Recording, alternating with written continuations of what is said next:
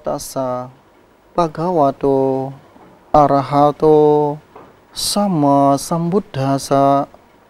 Namo tassa bhagavato arahato sama sambuddhassa. Namo tassa bhagavato arahato sama sambuddhassa. Pemirsa TVRI Stasiun Sulawesi Utara yang berbahagia, selamat sore, Namo Buddhaya. Selamat berjumpa kembali dalam Mimbar Agama Buddha bersama saya Kadek Adnyana, yang tentunya kita akan membahas tentang kebahagiaan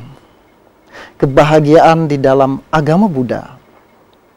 Nah, ketika kita melihat sesuai dengan kondisi kita sebagai seorang perumah tangga ataupun sebagai seorang spiritual, apakah memperoleh suatu kebahagiaan?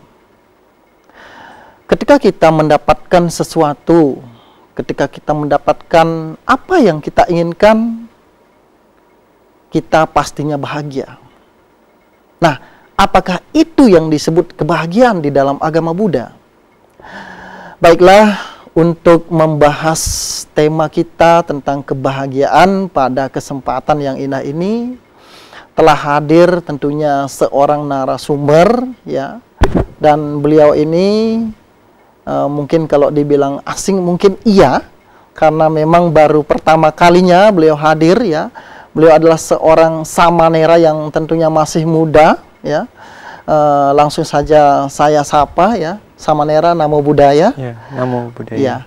Beliau bernama Samanera Wiwekadaso. Oke. Nah, jadi kita akan langsung berbincang-bincang tentang kebahagiaan di dalam agama Buddha seperti apa.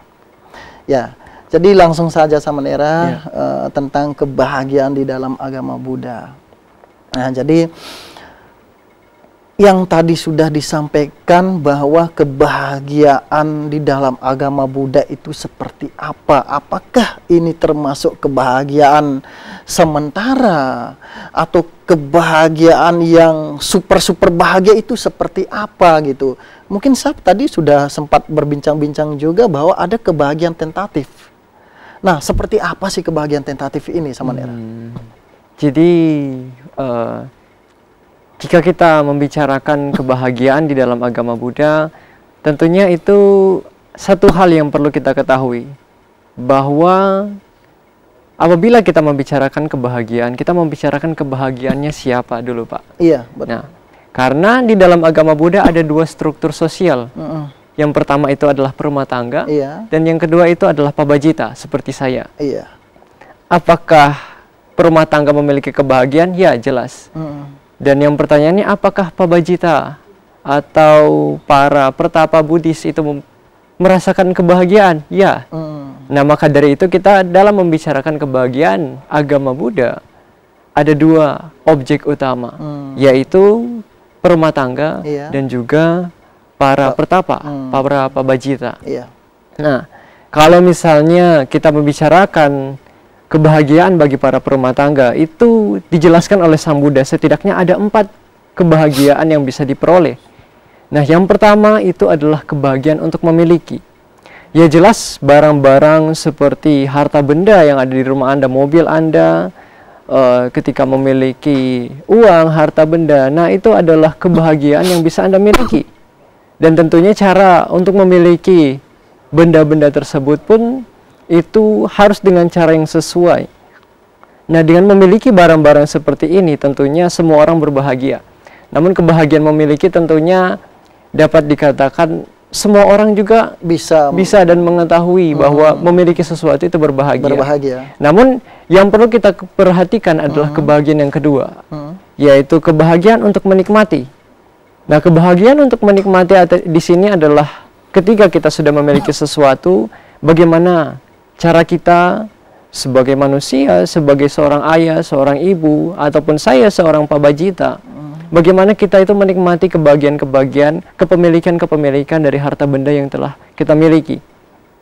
Bapak, banyak orang di luar sana yang mungkin dapat dikatakan seorang yang kaya raya, memiliki harta benda yang banyak. Betul. Namun dengan tidak memiliki kebijaksanaan yang baik, di situ ada satu kelemahan di mana tidak menggunakan harta bendanya dengan cara yang baik. Tidak menggunakan harta bendanya dengan cara yang pantas. Yang pantas, Maka dari itu kadangkala orang kaya pun, bahkan untuk orang kaya pun, itu bisa untuk merasakan ketidakbahagiaan meskipun memiliki banyak harta benda. Iya. Nah, maka dari itu yang kedua adalah bagaimana kita menggunakan harta benda ini, itu adalah harus dengan cara yang bijaksana. Dan dengan penggunaan dengan cara yang bijaksana, itu merupakan kebahagiaan. Dan yang ketiga, nah, dan yang ketiga ini adalah kebahagiaan tanpa utang. Kebahagiaan tanpa utang. Ini ternyata pastinya punya hutang tidak bahagia. Nah, sebenarnya kita memiliki konteksnya dulu. Kita membicarakan kebahagiaan tanpa utang ini seperti apa sih? Nah, konsep kebahagiaan tanpa utang memang kalau misalnya kita sambungkan dengan zaman yang sekarang, mungkin ya semuanya punya hutang. Tapi dan ada juga punya hutang itu bahagia. Nah, dan maka dari itu kebahagiaan tanpa hutang ini sesuatu yang amat sangat sulit. Salah satu yang untuk membicarakan di zaman saat ini itu kebahagiaan tanpa hutang itu adalah suatu hal yang sangat sulit untuk didapatkan. Namun bukan berarti seseorang tanpa hutang pun itu tidak bisa berbahagia. Nah, maka dari itu kebahagiaan tanpa hutang itu dalam artian apa? Hutang bukan tentang hutang harta saja, namun juga tentang hutang tindakan. Nah, ketika orang lain berbuat baik kepada kita, bagaimana cara kita itu membalaskan jasa-jasa kebajikan orang tersebut? Nah, ketika kita bisa membalaskan jasa-jasa kebajikan setiap orang yang berbuat baik kepada kita, nah itu adalah salah satu kebahagiaan tanpa hutang. Nah, jadi kebahagiaan tanpa hutang itu bukan tentang harta saja, namun juga dari jasa-jasa kebajikan. Nah, dan salah satu hal yang sangat unik di dalam kebahagiaan perumah tangga yang dijelaskan oleh Sang Buddha ini adalah kebahagiaan yang terakhir, yaitu kebahagiaan tanpa celah. Kebahagiaan tanpa celah. Nah, kebahagiaan tanpa celah itu seperti apa? Nah, kebahagiaan tanpa celah itu adalah salah satu kebahagiaan yang agak unik, Pak. Agak unik. Karena dilihat dari kebahagiaan tanpa celah ini bukan tentang materi. Bukan tentang hal-hal yang berhubungan dengan harta benda. Bukan tentang nafsu juga. Jadi kebahagiaan tanpa celah adalah ketika kita di dalam melakukan segala tindakan di kehidupan ini, kita itu melakukan semua tindakan itu tanpa celah, tanpa ada bolong. Bolongnya ini bolong seperti apa? Bolong ketika kita melakukan kejahatan. Nah, itu adalah salah satu bolongnya itu. Celah di sini adalah bagaimana ketika kita dalam melakukan tindakan itu tidak melakukan sesuatu yang baik. Ketika kita melakukan kehidupan sehari-hari, celah di sini adalah ketika tindakan-tindakan yang dilakukan adalah tindakan-tindakan yang tidak bermanfaat, apakah bagi diri kita sendiri ataupun bagi orang lain. Nah, ini adalah celah-celah di sini.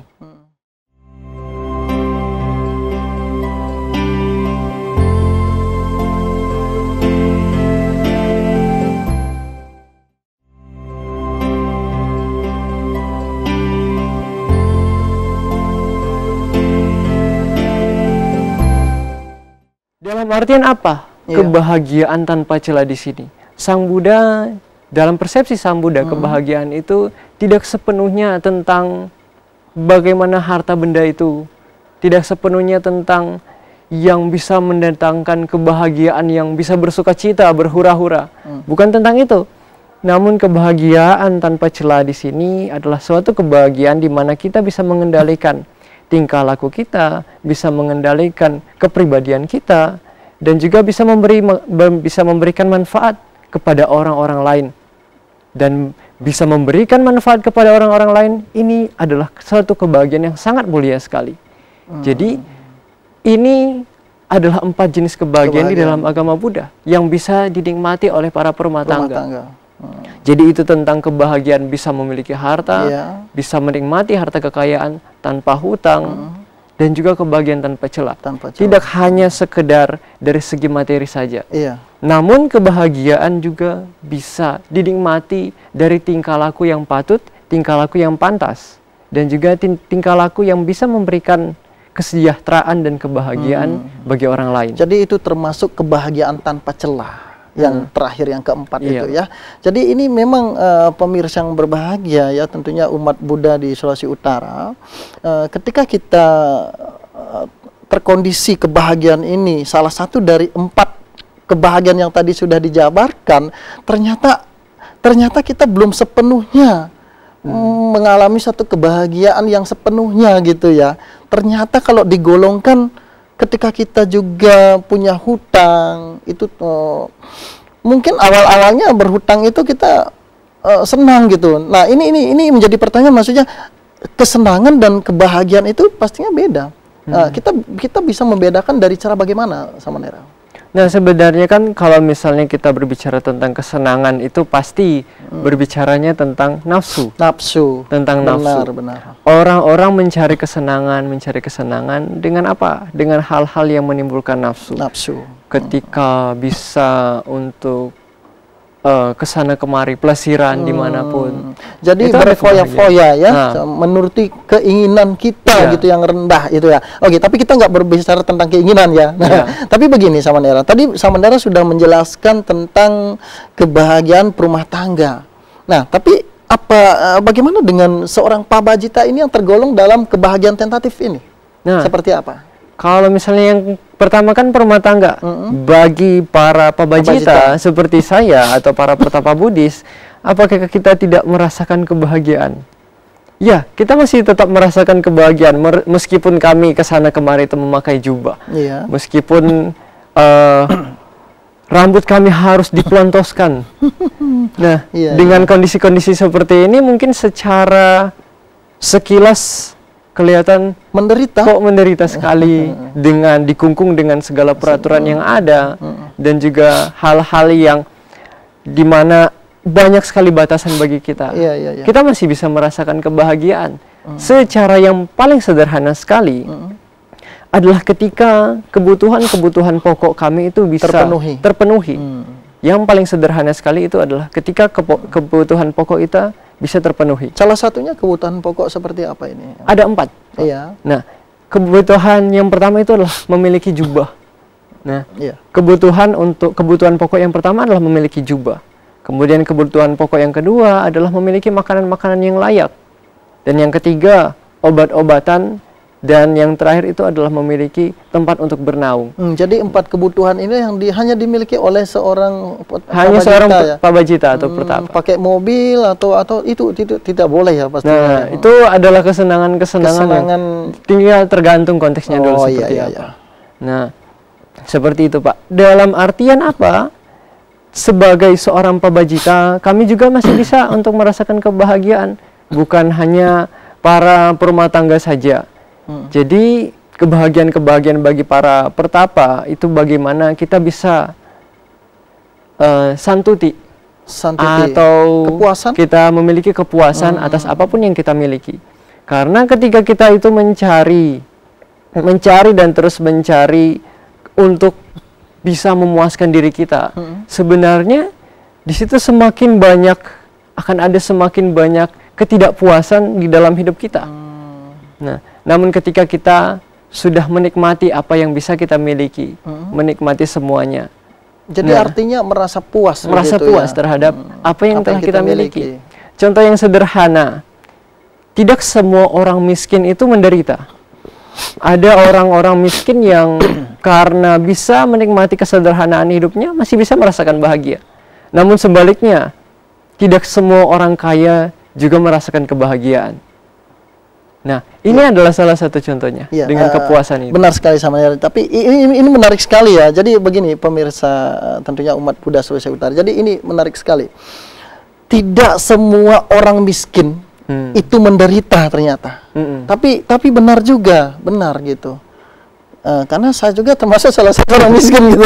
Tapi maksudnya ternyata kalau digolongkan dari 4 hal ini gitu, ketika tidak memiliki hutang, kebahagiaan yang ditimbul meskipun tidak memiliki harta benda, begitu ya. Tapi saya setuju ini. Ya, tapi ini memang kalau inilah Dhamma Sang Buddha yang diajarkan oleh Sang Buddha begitu ya. Iya. Nah, begini, tadi sudah Samanera menjelaskan tentang kebahagiaan Pabajita.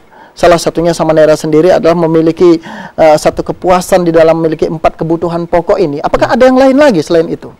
Nah, salah satunya kalau misalnya kita melihat kebahagiaan bagi Pabajita, Iya. itu kita memperhitungkan kebahagiaan bagi para Pabajita itu seperti apa dulu. Oh. Nah, salah satu indikator kebahagiaan di dalam kebahagiaan agama Buddha itu yang kedua, itu adalah bagaimana kita melihat tingkatannya dulu.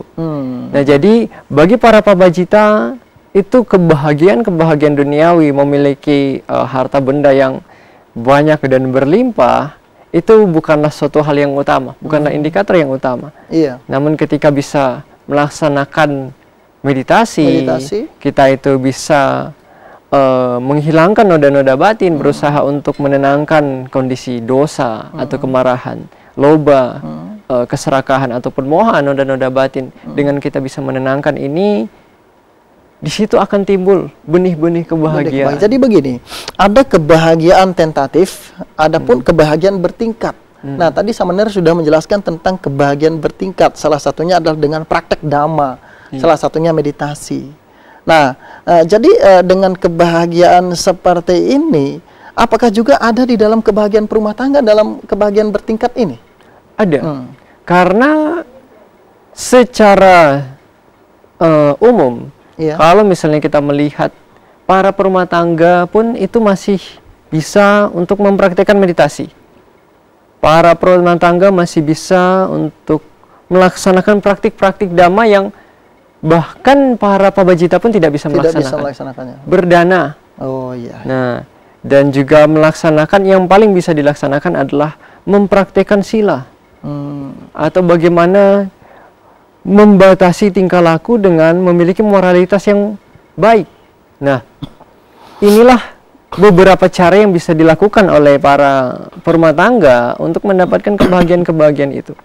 Nah, untuk itu kita sebagai umat Buddha tidak hanya melihat kebahagiaan dari satu sisi, kebahagiaan dari segi harta duniawi ataupun memiliki berbagai macam harta benda, aksesoris lainnya. Namun kebahagiaan di dalam agama Buddha dan salah satu kebahagiaan yang paling penting itu adalah bagaimana kita bisa mengendalikan tingkah laku kita.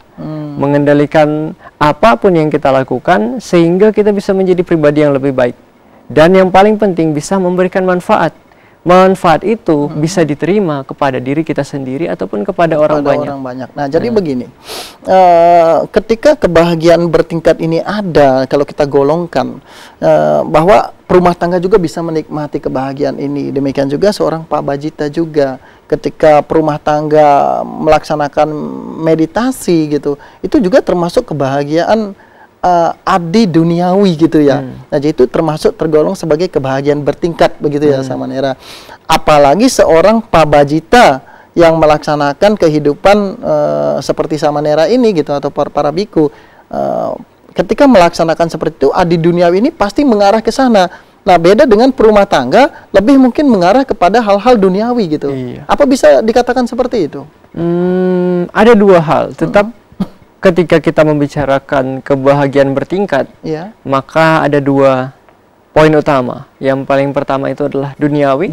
Dan yang kedua adalah adi duniawi. Jadi maksudnya untuk Pabajita, seorang Pabajita, apakah menyentuh ke duniawi juga ini nantinya? Iya. Tetap menyentuh ke jadi tidak bisa dihindarkan duniawi juga ya? Nah, iya. Dalam artian apa? Kebahagiaan bertingkat ini, yang adi duniawi dan yang duniawi dan adi duniawi bisa dirasakan oleh semua orang.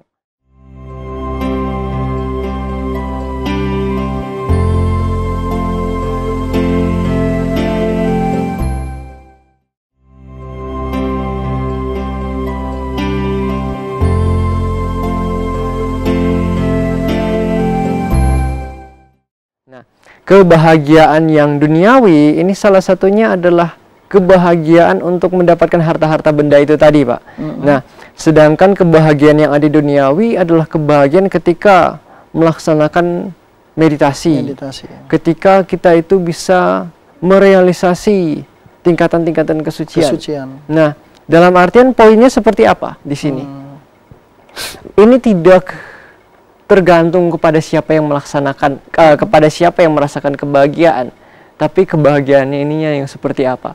Nah, kalau kita membicarakan kebahagiaan duniawi di sini, nah kita membicarakan kebahagiaan-kebahagiaan yang masih melekat dengan benda-benda material, kebahagiaan-kebahagiaan yang masih melekat dengan orang-orang yang disayang, atau seperti cinta, betul betul, orang-orang yang pacar seperti sang kekasih atau yang lainnya, atau mungkin juga punya istri, punya suami, ataupun itu seperti termasuk. itu. Nah, itu adalah kebahagiaan duniawi. Karena apa? Di sini inti dari kebahagiaan duniawi ketika masih melekat dengan hal-hal yang sebenarnya masih menimbulkan nafsu. Apakah para perumah tangga masih melekat dengan nafsu? Iya, masih melekat dengan nafsu. Dan sebenarnya yang paling dominan ketika kita membicarakan kebahagiaan duniawi ini memang para perumah tangga. Karena yang masih bersentuhan secara langsung dengan hal-hal yang menimbulkan nafsu ini adalah dominannya para perumah tangga. Iya. Jadi begini sama Nera, baik. Ketika kita mengalami satu kebahagiaan secara duniawi yang tergolong sebagai satu kebahagiaan bertingkat ini salah satunya. Ketika kita mengalami suatu kebahagiaan dunia, apa kita salah nggak? Sebenarnya tidak salah. Contohnya, memiliki handphone, bahagia? Ya, kita bahagia. Tapi lihat fungsinya. Tapi apakah itu salah? Tidak. Apakah itu benar? Tidak juga. Dalam artian bagaimana cara kita menggunakan handphone itu untuk apa? Nah, contoh yang lainnya, ketika kita itu mendapatkan pasangan suami istri, pasangan sebagai suami atau istri, itu adalah kebahagiaan yang sangat luar biasa sekali bagi para perumah tangga. Namun, apakah semua perumah tangga yang sudah memiliki istri dan juga sudah memiliki suami itu selalu berbahagia dengan suaminya ataupun istrinya? Itu tergantung bagaimana setiap individu itu bisa mengatur kehidupan berumah tangganya, bagaimana cara melaksanakan kewajiban kepada suami ataupun cara melaksanakan kewajiban kepada istri. Iya. Karena semuanya itu bergantung pada bagaimana kita itu bisa memanage. Bagaimana kita itu bisa mengontrol apapun yang ada di sekitar kita. Jadi intinya bagaimana apa sih kebahagiaan itu? Seperti apa sih kebahagiaan kita alami itu ya? Bukan bagaimana kita cara mendapatkan kebahagiaan, tapi kebahagiaan itu seperti apa sih yang ingin kita inginkan, gitu ya, kurang lebih kira-kira. Oke, mungkin lebih tinggi lagi ini, kan ada juga namanya kebahagiaan. Jadi ini esensial kebahagiaan utama dalam agama Buddha itu seperti apa sama Nera? Secara kalau misalnya kita berbicara tentang hal-hal yang umum, bagaimana kita membuat itu prinsip kebahagiaan, esensi dari kebahagiaan menjadi kebahagiaan secara umum. Esensinya yang utama itu adalah bagaimana kita itu bisa menghilangkan 3 akar kejahatan dalam setiap tindakan kita. Yang pertama, bagaimana kita itu bisa bertingkah laku tanpa didasari oleh kebencian, tanpa didasari oleh keserakahan, tanpa didasari oleh noda-noda batin lainnya. Nah, ketika kita bisa melaksanakan kehidupan kita sehari-hari tanpa harus mengkondisikan ketiga hal ini, maka sebenarnya di situ ada kebahagiaan. Ada kebahagiaan. Nah, itu termasuk kebahagiaan yang utama. Nah, jadi yang tergolong sebagai marah-marah itu kan umumnya aja lah kita berbicara. Itu termasuk golongan dari yang mana ini? Nah, marah-marah dan juga keserakahan ini sebenarnya adalah batasan-batasan dari kebahagiaan. Batasan dari kebahagiaan. Justru kalau kita membicarakan bahagia itu ada batasnya.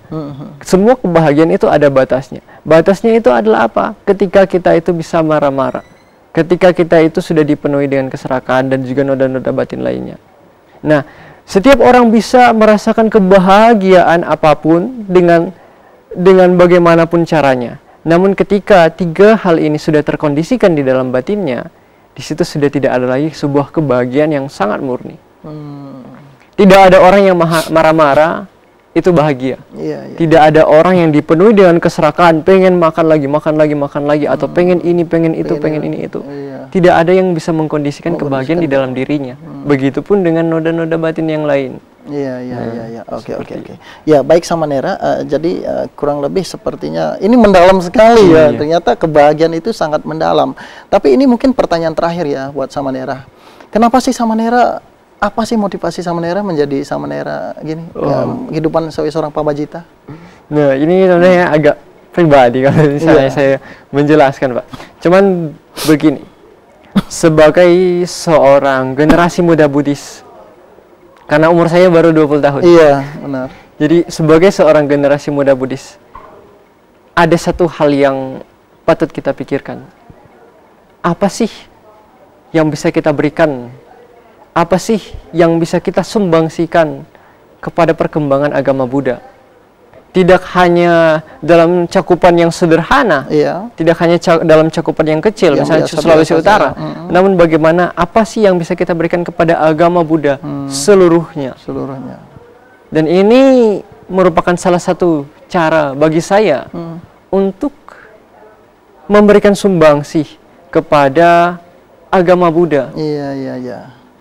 Alasannya bukan karena alasan, bukan karena frustasi, bukan karena itu. Bukan seperti itu. Jadi memberikan sesuatu yang lebih besar tentunya dalam perkembangan agama Buddha itu sendiri. Bahkan dengar-dengar mau ke Myanmar nantinya, benar itu? Saya masih berencana untuk hanya melanjutkan pendidikan. Baiklah Samanera, mungkin apa yang disampaikan semoga tentunya dapat memberikan satu pengetahuan Dhamma tentunya kepada umat Buddha di Sulawesi Utara, dan semoga nanti kita dapat berjumpa juga kembali dalam mimbar agama Buddha selanjutnya ya. Dan tentunya pemirsa yang berbahagia, apa yang tadi sudah dipaparkan tentang kebahagiaan itu semoga dapat memberikan satu manfaat yang besar, yang tentunya satu pengetahuan yang lebih luas lagi tentang kebahagiaan itu. Ternyata kebahagiaan itu sangat luas dan tentunya memiliki satu makna, dan di mana kebahagiaan itu bagaimana kita mencari kebahagiaan ternyata tidak seperti itu. Tapi kebahagiaan apa sih yang kita cari ini, dari kebahagiaan tentatif, kebahagiaan bertingkat maupun kebahagiaan yang tertinggi ini gitu ya.